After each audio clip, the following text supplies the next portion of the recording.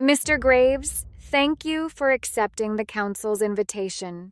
Before we discuss governments and policies, we would like to understand the world you inherited and the world you eventually left behind.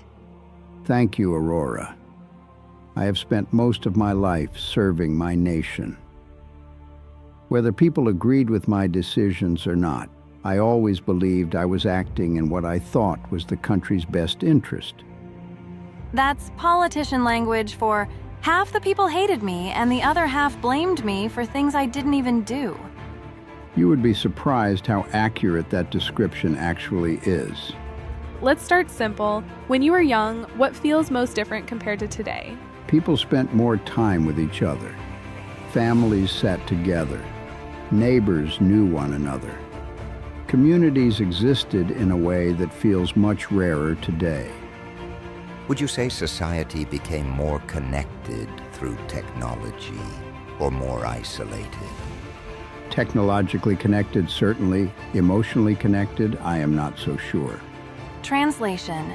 People now have 5,000 followers, 3 streaming subscriptions, 4 social media accounts, and nobody to call when they're sad. Unfortunately, she's not wrong.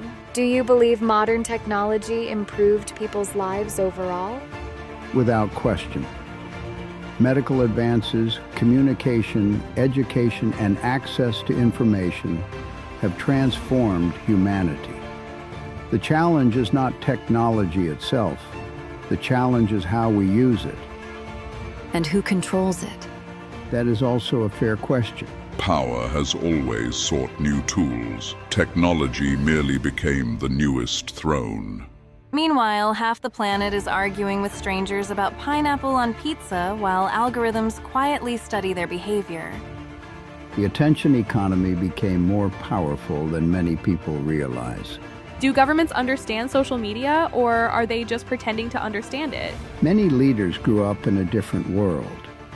By the time they understand one platform, society has already moved to the next one.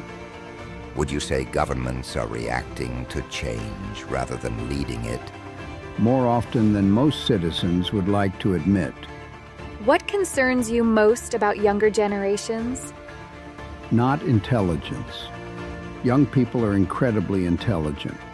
What concerns me is distraction. There has never been so much information competing for their attention.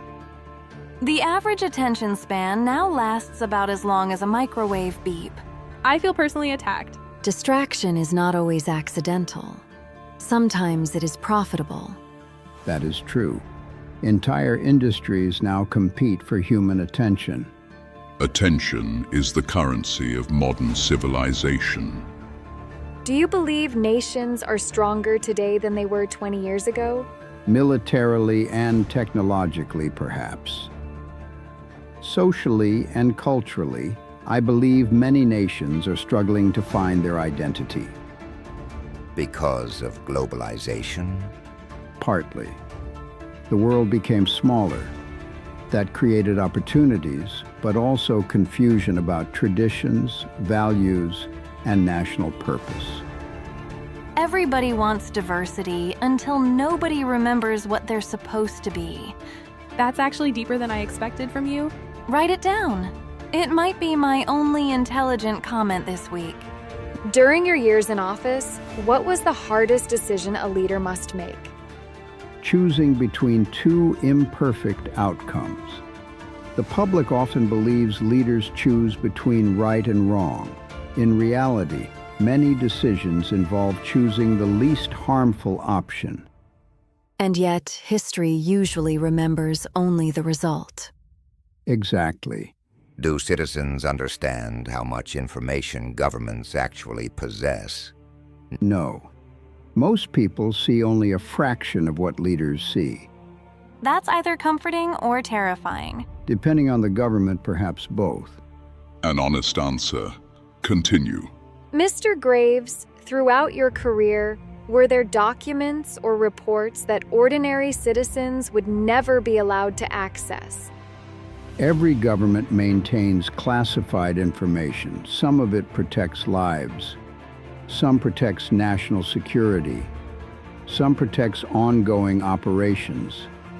And some protects reputations. Occasionally, yes. One final question. During your years in office, did you ever encounter information that completely changed your understanding of the world? There are certain files that, once opened, leave you with more questions than answers. And some questions carry consequences simply for asking them. Alexander Graves. During our previous session, you spoke of files that raised more questions than answers. Today, the Council intends to examine those questions. I expected this topic would eventually surface. Many people believe governments hide information from the public. Why does that belief persist? Because sometimes information is withheld. The disagreement usually concerns why it is withheld. Humans hear classified and immediately assume somebody is hiding a dragon under a mountain. To be fair, if there was a dragon under a mountain, that would be worth hiding. Secrets attract attention because people naturally assume the hidden thing is important. And occasionally, it is. Who decides what the public is permitted to know? In theory, elected governments. In practice, entire systems contribute to those decisions. Do leaders ever receive information they wish they had never seen? More often than people imagine. That's not a comforting answer. It wasn't meant to be.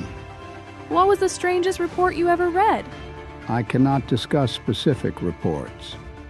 Excellent. We have reached the politician section of the interview. Notice he did not say the reports were ordinary. No, I did not. Without revealing classified information, can you tell us whether reality is more complicated than most people believe? Reality is significantly more complicated than most people believe.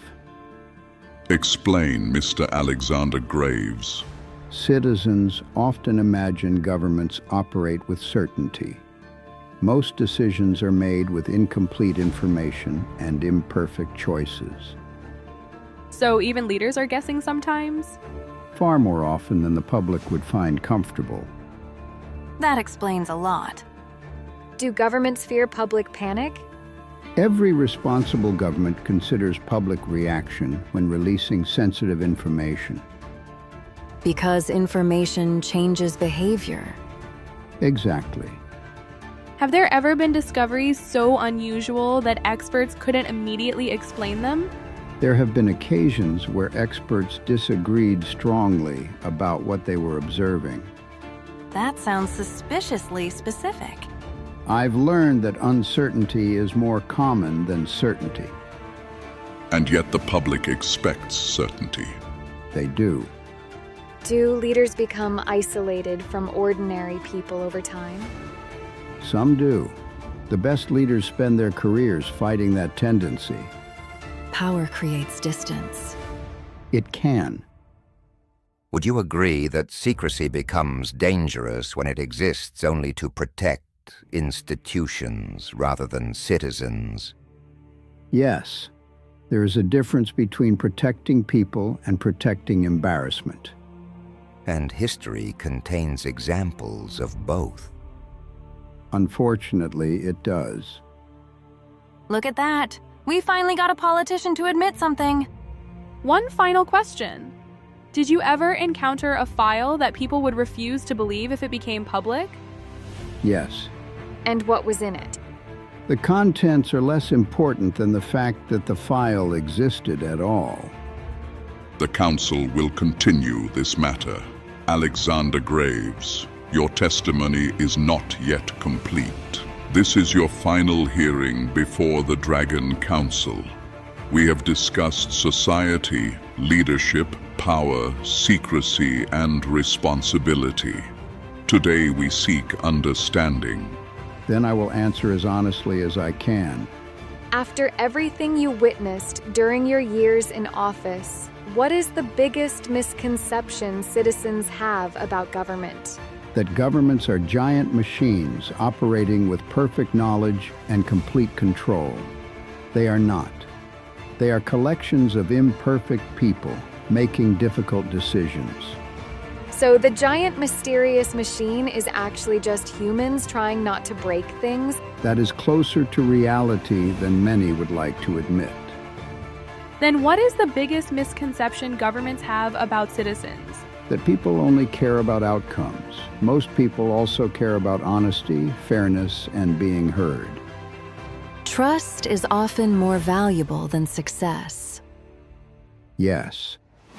Trust takes years to build and moments to lose.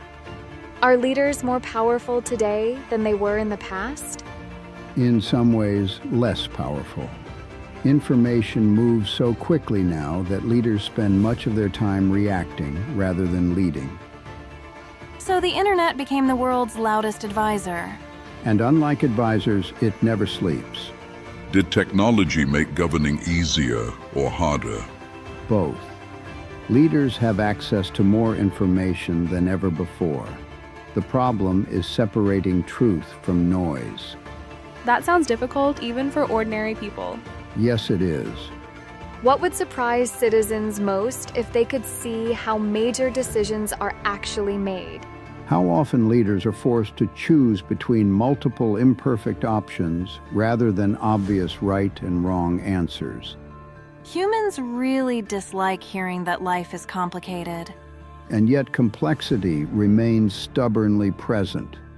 What is the most dangerous thing a leader can believe? That they are the smartest person in the room. That answer came quickly. Because history has proven it repeatedly. What quality separates a good leader from a bad one? The willingness to listen to people who disagree with them. Interesting. A leader surrounded only by agreement eventually loses sight of reality. Social media should hear that. Social media may be the least likely place to hear it. Looking back, what decision taught you the most? The decisions that failed. Success builds confidence. Failure builds wisdom. Do you regret anything? Every honest leader regrets something. The question is whether those regrets become lessons. Is there anything you wish you had told the public? Yes. Only yes? That's suspicious. I wish more people understood the progress is slower than promises. Real change often takes decades, not election cycles. Would you say history judges leaders fairly? Rarely. History usually remembers outcomes and forgets circumstances. Yet every generation eventually becomes part of history. That is true. One final question, Alexander Graves. If you could leave one message for future generations, what would it be? Do not confuse information with wisdom. Do not confuse noise with truth. And never assume someone else will solve the problems you refuse to face yourself. A powerful warning. And one humanity would be wise to remember. For once, I have nothing sarcastic to add. The testimony of Alexander Graves is complete. The Council has learned that power does not guarantee wisdom, secrecy does not guarantee understanding, and leadership does not guarantee truth. Yet we have also learned that every generation inherits the responsibility to leave the world better than it found it. The file is closed. The investigation continues.